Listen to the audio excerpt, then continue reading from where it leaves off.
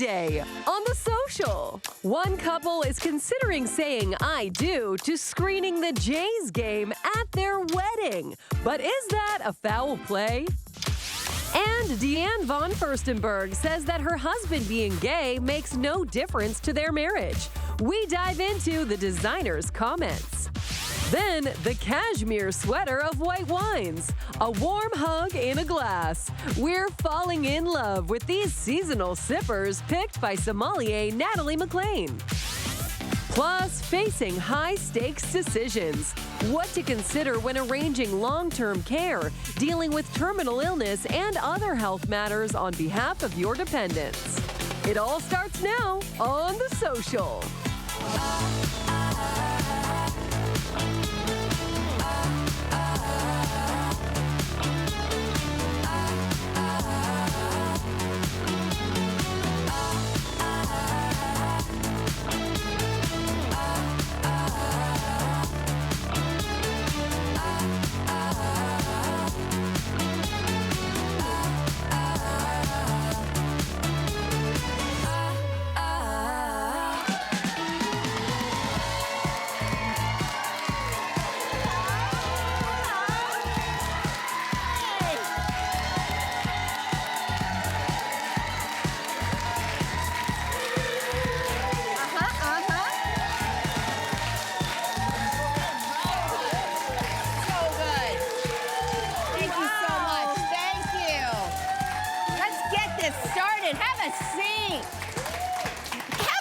That is how you start a Thursday. Yeah.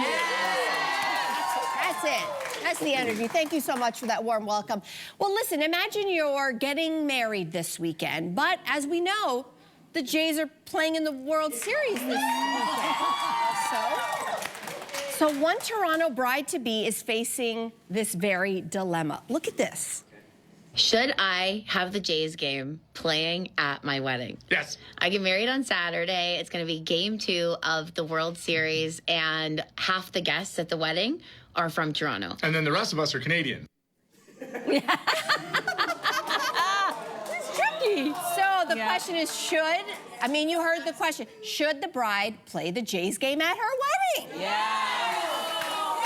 Oh, no, we have a few people. Okay, that's interesting. We have a couple no's. I feel like people are going to watch it regardless, so why not try to incorporate it? I would make a rule. I would, because I do think baseball can be watched on mute. It's not as good, but I think that's a polite thing to do. Okay. Have a little station. The last wedding I actually went to, it coincided with the last Tragically Hip concert that they broadcast nationally. Yes. And so there happened to be a little room in the back with a flat screen TV, and people came and went, and it became almost like a little social setting. Obviously, people weren't sitting and watching during the vows or anything, but it just became like, you know how you're mixing and mingling during a wedding? Yeah. It just became a station. Oh, interesting. You go, you check in, and then you come back. Check in, and then you check out. I mean, have a dance. I like the way you're handling it. I like it. I mean, I'm just gonna go out and say, like, if it's so important to you to see, maybe you just don't go to the wedding. Oh, I know, guys. No, I see it. I just think like this is, again, I didn't get legally married. I think you can do things in an alternative way. And I guess if all my guests were super, super fans, I may amend this. But to me, it's like, this is one day of your life. And this isn't the final game, right? This is the beginning of the playoffs.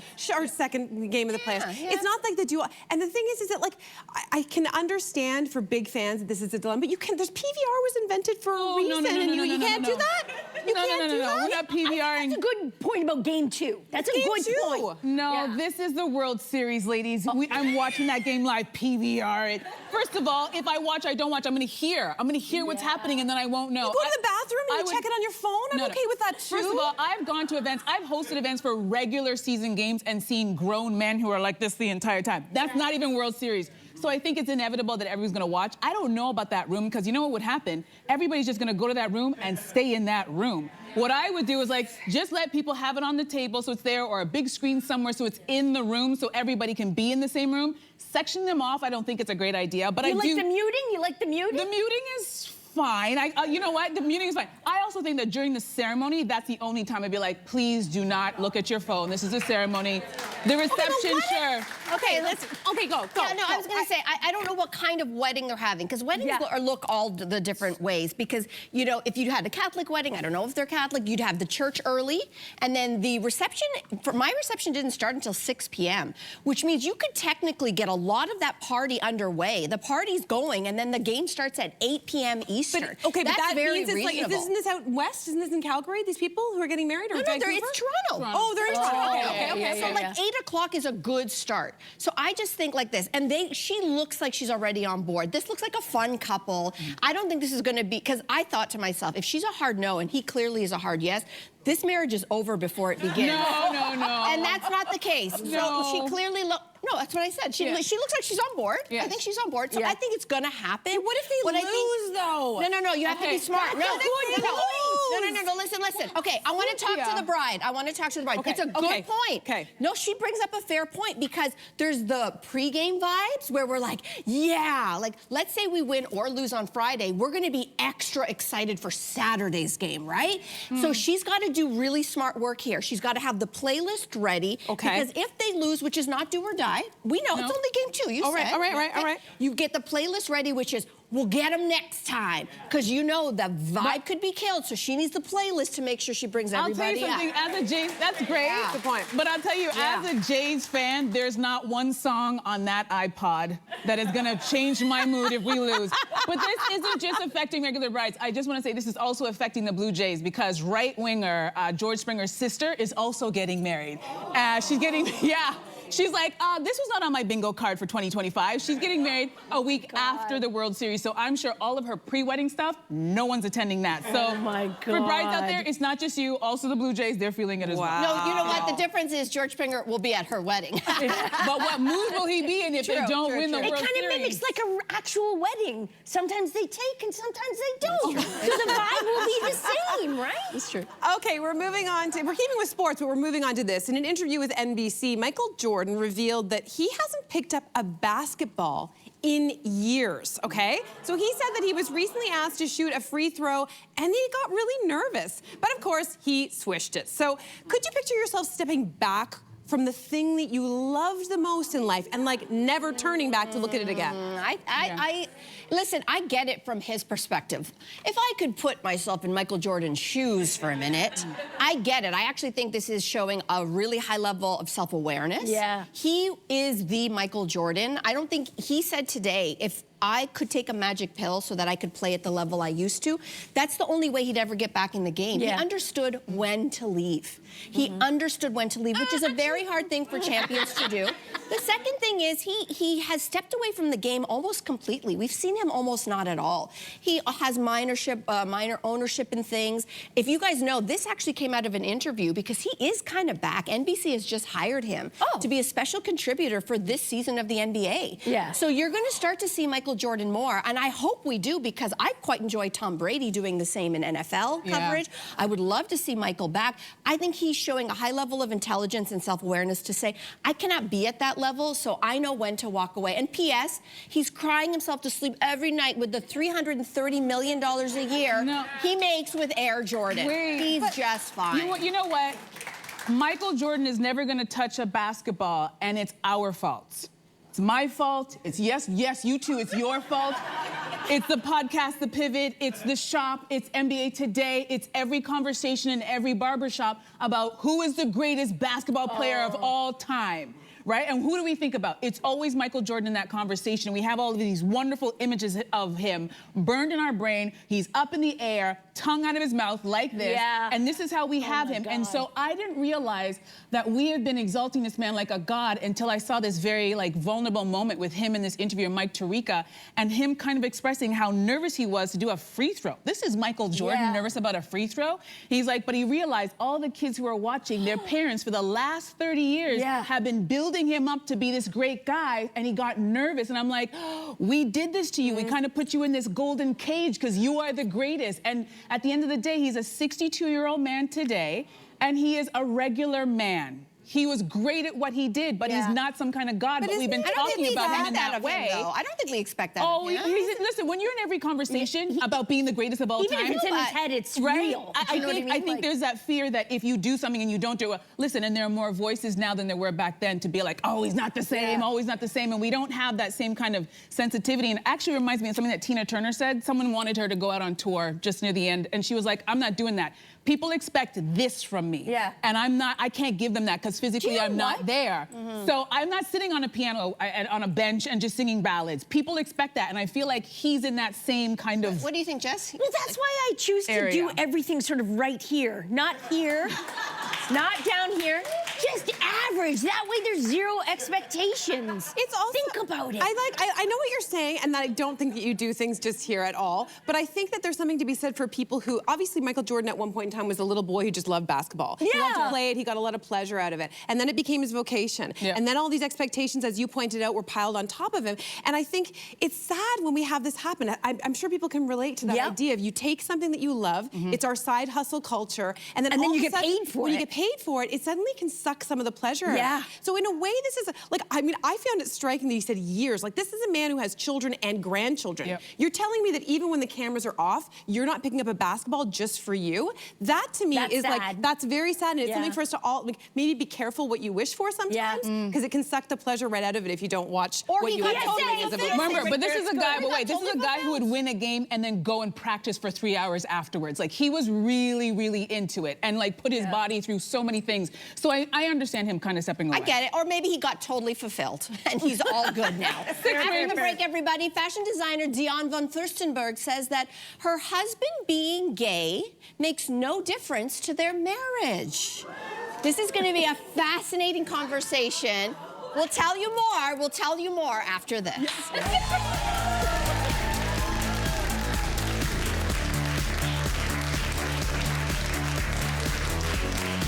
Tomorrow on The Social, why do dogs spin around when excited? And do our cats really love us?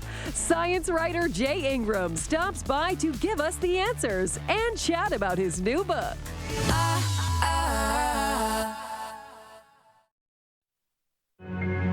Next week on The Social,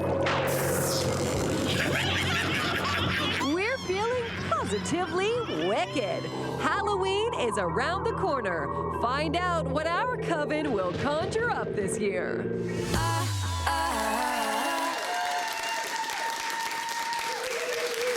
Okay, I know we got spicy topics up here, so what do you think? You connect with us on social media, have your say. We want to hear your thoughts on what we're debating here.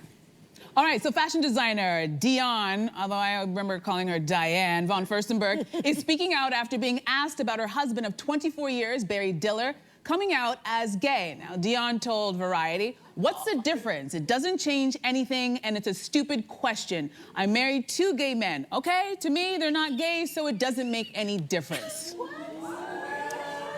Okay, wait. So what do you think of Diane's reaction to the interviewer's question here? You already let me know you guys aren't here. I mean, it's very provocative, right? Like, all of us are kind of going, wait a minute, how does that work?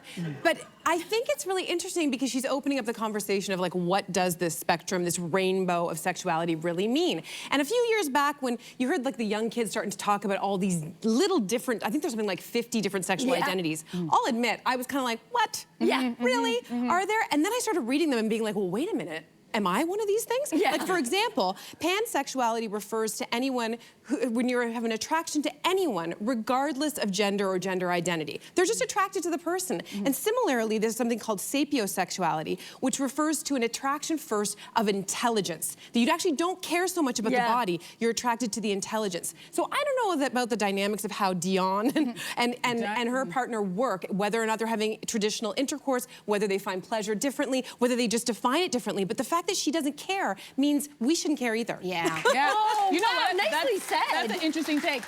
The first thing I thought about when Diane made this comment is that she was protecting someone that she loves very much. And not out of shame, but out of just respect, so her partner, Barry Diller, doesn't get torn apart by the internet, which is what we do nowadays. And they got married 24 years ago. And I know we're in different times, but not too long ago, and probably back then, a single man, Barry, by the way, is the CEO of Paramount and like responsible for projects like Saturday Night Fever, Raiders of the Lost Ark, and Cheers. Like, he was a big deal. And I'm wondering if they made a decision to be like, listen, I am a gay man. I don't feel like I can be out in this type of job, especially it's so front-facing. So let's just have a nice arrangement, because they never lived together. They always had separate houses. Yeah. And so at the time, that happened a lot. Yeah. That was Did a it? thing. Yeah. There was a thing for years and years and years called lavender marriages, and it was people who would marry out of convenience. Sometimes it was both like a lesbian and a not gay the man. separate house thing. It but wasn't like, the separate house thing. It was more like it wasn't safe to come out. Yes. And so people would get married and they'd have an agreement together because it was, as you say, maybe they wanted to raise a family.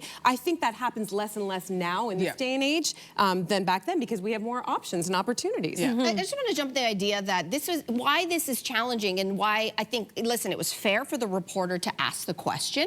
That's what a reporter's job is. Her answer, though, is very revelatory, because I think it puts us back on our heels. Because for me, and I'll call myself out, I think I probably, for most of my life, have been raised with a very binary idea of what marriage is, whether it's, you know, and I believe it obviously in gay marriage, but if it's like, you know, hetero man, hetero woman, gay man, lesbian woman, lesbian woman, what her response showed was, maybe I'm the problem. Like, maybe it's my view that is way too small, because who knows why anybody gets married? They happen to be public people, but she's telling us it's none of our business, is what she's telling us. And what does the situation impact my life? Yeah. It impacts my life zero.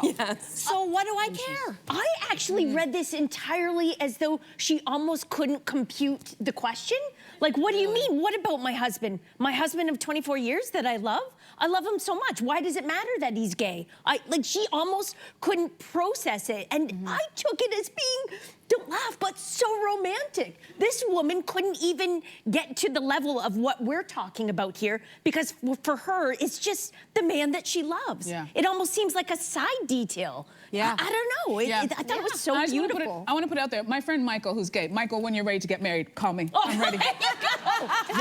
Ready. Here, we already had the conversation. He knows. Ready to go. Okay, next topic. Comedian Bridget Everett spoke to People about Hollywood friendships and said she likes somebody she can take her bra off with. I like this. I like this. So, do we think taking off your bra is an important marker of like a real friendship? Right? Yeah? Okay, you know what? I got fitted for a bra a long time ago, and so all my bras are comfortable. So I no longer have this like thing with my bra. But I'll tell you what with my arch nemesis is. It's lower down. It's the thong. I hate a thong with so much passion. And I understand you have to wear them every once in a while because you got some fancy outfit. But to me, the thong is the stiletto of underwear. It's like you got 2 hours, and then I can feel it's like it's almost fusing with the stem of my brain. And I can't think. And if I'm with good friends, I'd be like, girls, I'm sorry, I gotta climb out of this thing and put it in my purse, because I can't even hear what you're saying to me, because this thing is like interrupting the frequency of my brain. So for me, if I can take my thong off around you, you and I are good.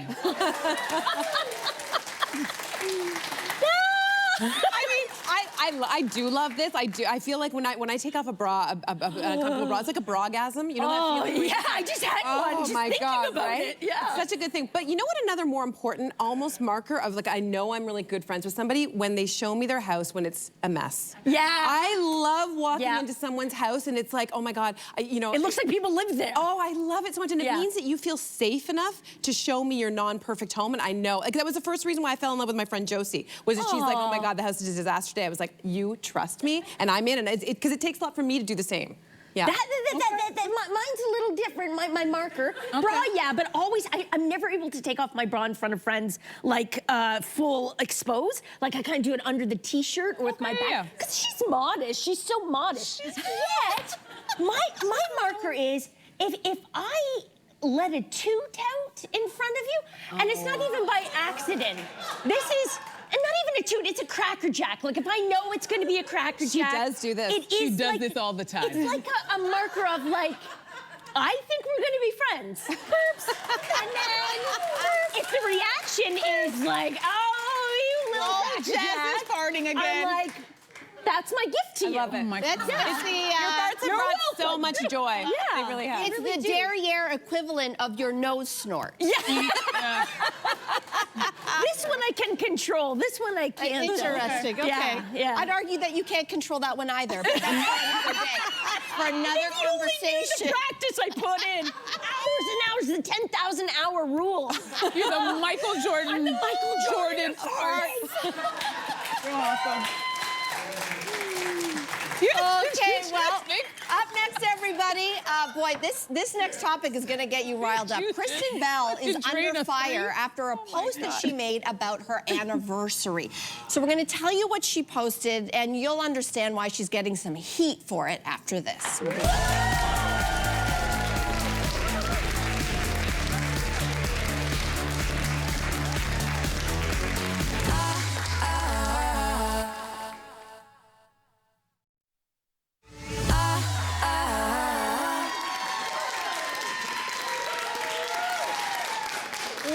Everybody, so listen, Kristen Bell is taking a lot of heat after celebrating her anniversary with a post on Instagram that many are calling, well, tone deaf. Here's what it says.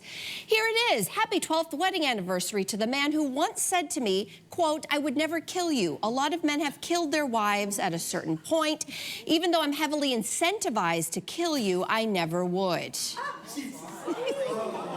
Okay, comment section was really divided on this. Some people like the other celebrities saying, this is so funny, it's so sweet, and a lot of people saying, this is totally tone deaf. So is the backlash warranted? It is. It is, but I don't also want to sit here and be a hypocrite. I have a very dark sense of humor, like the type of sense of humor that would make the CRTC clutch their pearls and send this show right into reruns.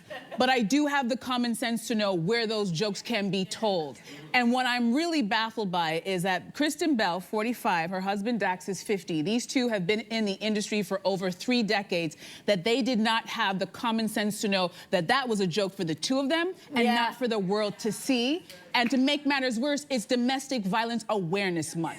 So that just kind of really drove it home. So I'm just kind of going, I get it. We all have that weird, dark sense of humor, but where was the common sense? Like, you also have children. Like, I don't understand what they were thinking. And if I were one of their friends, I'm like, just talk to me. What was going on in your head? Why did you think this was going to land? The post is still up. Is it? Yeah. Is it really? I just checked before the show. Wow. But anyway, so she doesn't regret it, I guess? But she's turned off comments or something like that? I still read them. Yeah, she turned off the comments. But wow. Well, I'll be honest, I saw this in real time. I was on the GO train going home, saw it, and then had a little chuckle to myself like I was having a conversation, a private conversation using dark humor with a friend. And then there was a moment where it sort of caught, and I was like, oh boy, this might not turn out well. But then there was part of me that thought, she would have known that. She's not dumb. No. And she still put it out there. But in a sense, I wasn't upset about her putting it out there. I was like, oh, maybe she has faith that her audience and her friends know that by her saying that, it's not her condoning spousal abuse or domestic violence. People know better than that, right? No one's gonna think that this post is being like she's championing it, but she was wrong. And I think that was her error in trusting humanity. It's trusting humanity, but like we all know, right? I know, but we've seen people get canceled for less. I know, but then maybe the problem is then that social media commentary, this is like, oh, way to go, Jess, this is a real you bring up a good brain point. moment, like it's dumb. Hold on a second, guys, she has 15 million followers on Instagram, and when I looked at the demographics, so does she have a duty? They are largely women. Yeah. And I just think to myself, we know better, and we are not big Hollywood celebrities. Aren't we then talking down to women by saying that they don't know better? I think it's more like if you have been touched by domestic violence and you see a comment like that, all you can see is how upsetting that kind of a comment is. One comment was, here's one of the comments, I was in an abusive marriage for 23 years and I love this post. Well, if you don't want to be triggered, get off the internet. I don't think it's about triggering. And I feel the opposite. It's not, I don't think it's about triggering. It's that, to me, she is missing such a huge point about this, humor or not. The idea of why domestic violence is so wrong to make any kind of joke of publicly is the idea of combining love and violence. This is a post about an anniversary, And you're also saying, I could have killed you. In fact, I have a lot of reasons to kill you and I haven't. Like, I just think this is the reason why domestic violence, and by the way, we are in the midst of a femicide. There are 140 women and girls every day around the world that are killed at the hands of a partner or a family member. That is one woman or girl every 10 minutes. In the course of this show, do the math. This is not a joke, Kristen. I don't know how you can be that big of a celebrity and be so in tune with all these really great social justice issues and not understand. Don't mix love and violence in an anniversary post. Keep that for your cocktail party. I know, but here's the deal. Let's not go. This is also a woman who has not hurt anybody. I know this was very stupid, but I also feel like this is a question I ask a lot of adults. Why does everything you do need to be online? Why does every thought you have, everywhere you go, everything you buy, always have to be posted? And this is a prime example of, like, you could have just said this to each other, chuckled, and it could have just moved on. I think one of my major problems, everything you said was so beautiful, and I hope everyone knows that I agree with everything you just said. I think my problem is with the people who comment, who feel like they have to chime in on something. Though, I've never had that impulse to tell someone online that I'm upset with you. I hear what you're saying. Do you know what I mean? do. Like, if I get upset by something I read or see on the television, I have conversations around people around me, like the idea of writing to a celebrity and saying, and shaking my finger at them and saying, you should know instead of better. going to your therapist and trying to talk to them? Do you think that you don't do that? Because none of us do that, because we are on the receiving end of a lot of that hatred. You'll wear an outfit and there'll be 10 million things about it. So maybe that's why we don't do it, because we know how it feels. And maybe the average person who can, like, without a photo, without a name, feels very confident to really take you down. What does it give them, though? Then she might have. You know what? That's between them and their therapist. Yeah. Listen, and Dax and Kristen have been on the show. We love them. We know that there was no ill intent in this, but I just think that they're both smarter. And they're both smarter than that. Anyway, let's take a break, everybody. We have got some fall wines curated by sommelier Natalie McLean on the other side of this break. We'll be right back. We need a drink out.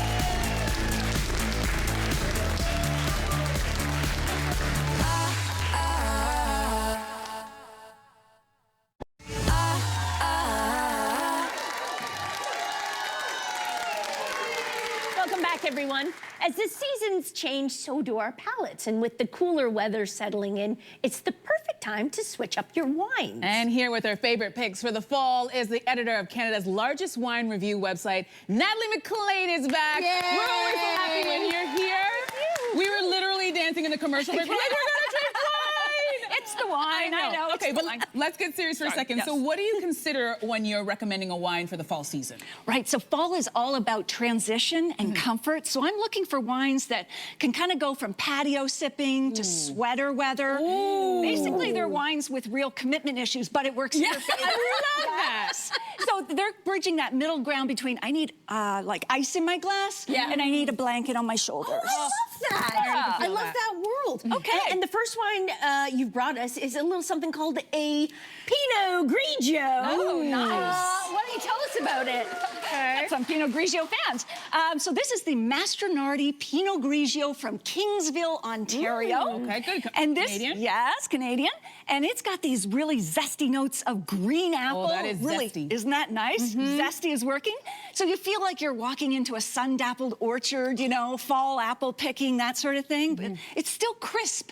It's just $16.95. Oh, that's a nice Isn't that thing. great? It tastes even better now. Yeah, exactly. It's less than most people spend on pumpkin spice drinks in a single week, right? Yeah, that's true. So, but So the difference is this does taste good. Yes. So anyway. Why is it perfect for fall? So it's perfect for fall because, you know, it's evocative of apple picking and harvests and that sort of thing, and yet it's light and lively. It's like the cashmere sweater of white wines. It's light and elegant, yet warming enough when you need it. And I should note that owner Reno Mastronardi used to drive his bike by this historic vineyard in the 1980s. Yeah. And he envisioned owning it one day. He is obviously a peak manifester because now as the single sole owner, He plants 9 different grapes on this historic vineyard, and he's proving that you can nurture world-class wines in Southern Ontario. Dream come true. That's pretty magical. fabulous. That's Exactly. lovely. That's a great story. I love that. All right. Okay, so let's move on to our second wine. This one's from Portugal. Portugal, the famous Vino Verde region. Oh, listen, Jess, you just did something There you fancy. go. I'm like, Vino swirly? Verde. Swirly first? Can you see it? There you go. I was like, she's like, she knows her stuff. I just drink wine. She knows what she's doing. She's obviously snorting the wine, but no, I'm just kidding. I'm just kidding. Ooh, I Isn't like that. nice? So it's got this lime zest and yet the smell of cobblestones. It's also got this slight fizziness. Can you notice that? I like the fizziness. So it's very festive. Yes. It's kind of like jumping in a pile of fall leaves. It's fresh and invigorating. It's kind of what I did. I raked my lawn and threw it on. Right? So anyway, but this is wonderful. It's made by the winery Vicente Fario Vinhos, who is committed to reducing its environmental impact in organic farming. So I love that. They are saving the planet one bottle at a time, and we are helping by drinking them. Yeah. So teamwork. That's fantastic. But yeah, it's wonderful, and it proves that you don't need to abandon white wines just because it's fall. So what makes this a great wine for the fall? Well, I love that sort of lime zest and the fizz, so it's very festive, and at just $11.95. Oh! It's great. Yeah, I know. Ding dong! Ding dong is right. Yeah. So you can have it for those spontaneous gatherings. Those bubbles taste even better now that we know it's $11.99. Exactly. Better and better. So you look prepared, effortlessly prepared, even if your fridge just has hummus and hope. Yeah. I love it.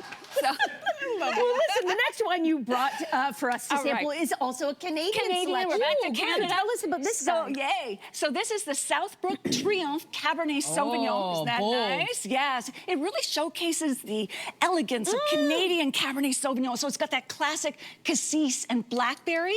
Now, these folks are triple pioneers. Regenerative organic viticulture, biodynamic farming, and sustainable winery architecture. They're basically the overachievers of the wine world. Love that. And so even though this wine is $29.95, to me, it tastes like a $60 wine. Yeah. Okay. Again, so Canadian, unassuming, but very impressive once you get to know it. I've never tasted a $60 wine, but I'm glad to know that. Yeah. There you go. What makes this sort of a great selection for the autumn? Well, it's like a fall walk through a Canadian forest. So it's got the dried leaves and the wood smoke and dark fruits. wood smoke. It's like wood you're around smoke. a bonfire. Yes. And yet it's not overwhelming. Again, so Canadian. All right, I love lovely. that. I love your descriptions. All right, let's move on to the next one. This is an Italian wine. Tell us about this one. So the Pregnetto Sangiovese Superiore from Emiliana, Italy. And it's just $20. So Okay. you're gonna like it? Yeah. All right. So Yeah. it's got this rustic charm, this autumn charm, and it's got a cherry fruit core and some earthy undertones. It would be perfect for, you know, comfort food, like think Italian bolognese or mushroom risotto. In fact, it reminds me of mushroom season. And it's produced by the Poderi del Nespoli winery that's been family owned since 1929.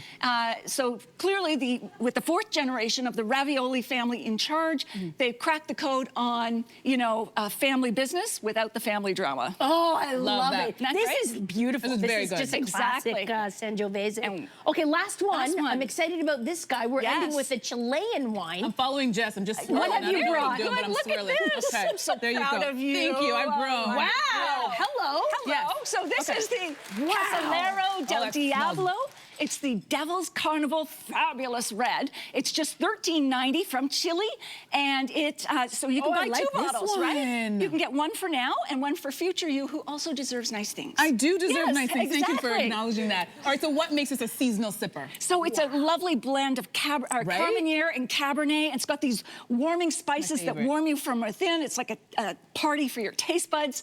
And it has one of the famous stories of the wine business. Casillero del Diablo means cellar of the devil. Whoa! So the winemakers spread the rumor back in the day that thieves were taking their wine, or that the devil lived in the cellar so that thieves would not take the wines. Right. The name stuck, and this Casillero del Diablo, cellar of the devil, and proving that, savvy marketing has been around longer than social no media. kidding. So, you can enjoy this. Halloween is just around the corner. Very quickly, how much does this one cost? Just $13.90. That's what we're talking about. Right. Natalie, thank you so much. This was just magical. Cheers. All I love this Cheers one. to the fall season and cheers to drinking fabulous wine. No, seriously, this was really good.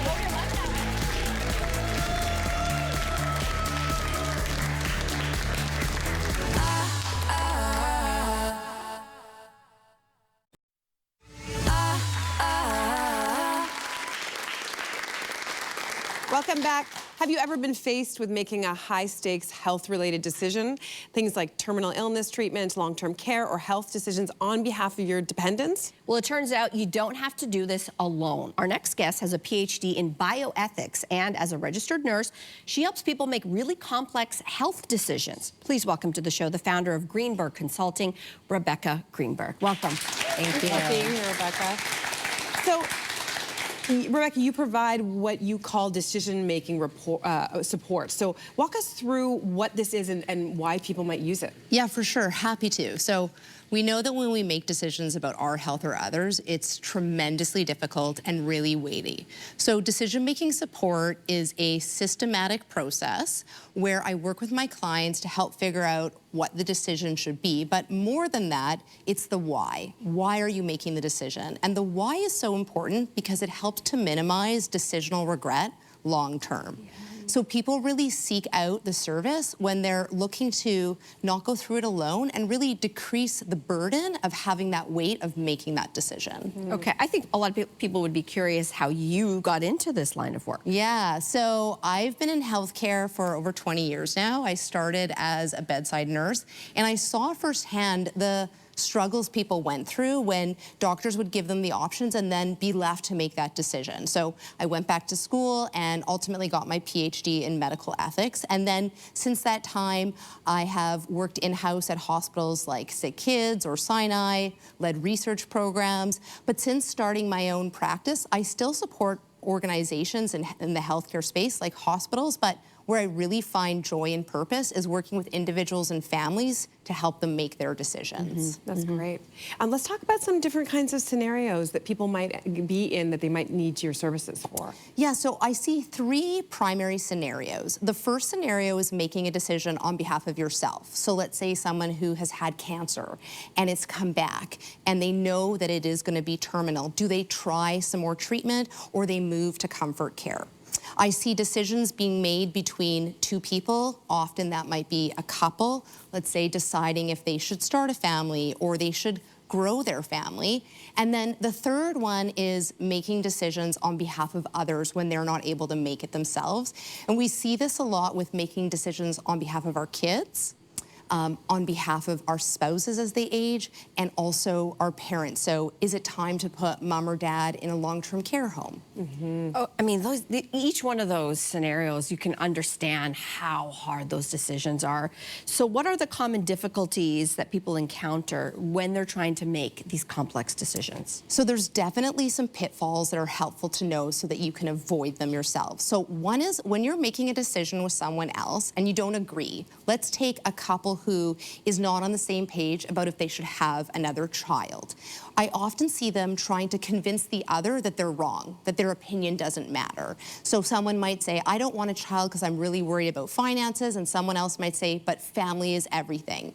At the end of the day, we actually don't have to agree on everything when we're making a decision with someone else. And we need to make space for that.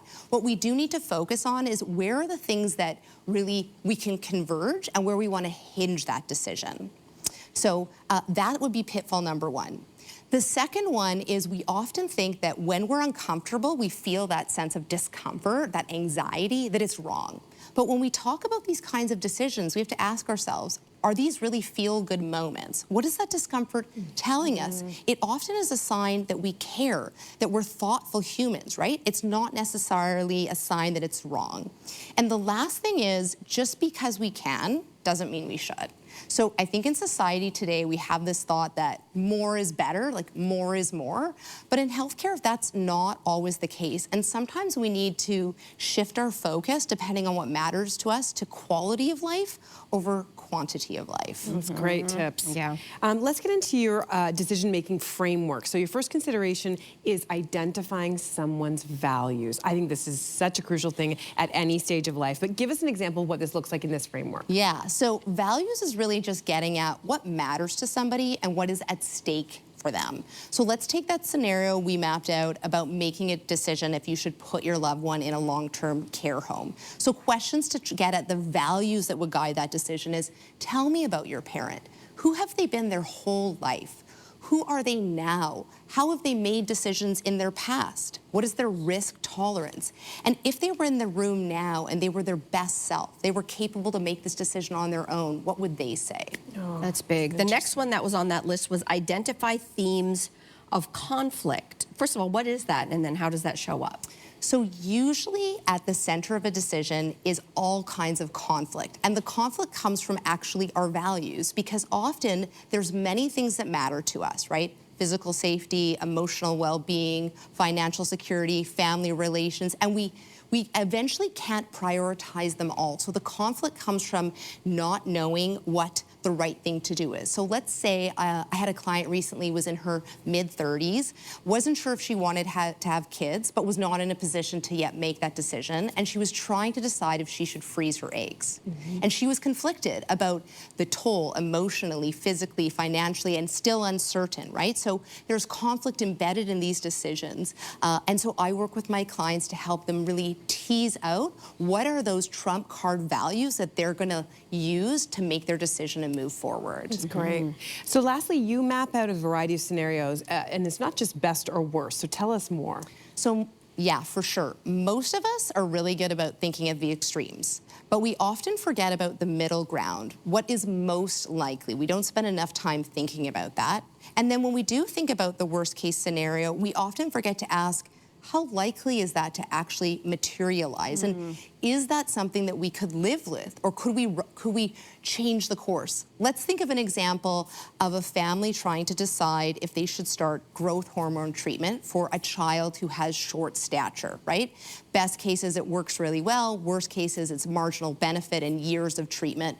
But most likely there'll be some benefit, and they need to remember that as that child ages and their voice is more relevant, they can also stop. Interesting. You know, I think if you haven't already had to make any one of these difficult medical decisions, I think at some point we're all going to have to face some kind of decision for ourselves or others. So what's the one takeaway you want us to leave here with today? Yeah, it's a good question. So certainly I agree we all will have to do this, and actually women disproportionately shoulder the burden of decisions. They make decisions for themselves, their family members, and they usually are the ones to lead those conversations. So the takeaway here is to be compassionate. And when you're going through that time, talk to yourself internally the way you talk to one of your closest friends. And looping back to that theme about what is the relevance of discomfort, maybe see it as something to lead into and to actually say, this is a sign that I care, and I know I'm gonna come out the other end, and it's just to deproblematize that negative experience. This is big and important conversations that we're having here. Rebecca, thank you so much. Yeah, great information. Okay, that's a lot to digest. You can do it right now. We're gonna take a break and we'll be back right after this.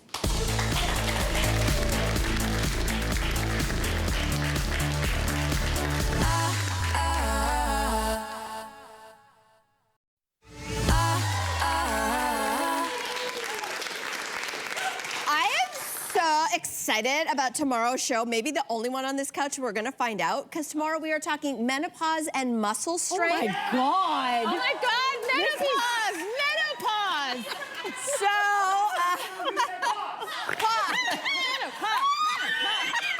right? This show has gone off the rails. So tomorrow, we're gonna find out what are the fitness routines that work for us in this very special stage of our lives. We can tell who was drinking. And also, this is why I stopped drinking. I have to host the damn show. Anyway, where to put your money and where to not waste your money when it comes to your workouts if you're in this beautiful era of our lives. Science writer and broadcaster Jay Ingram is here. Also, new insights into our pets. Yes! Yes! So cute. See you tomorrow, everybody.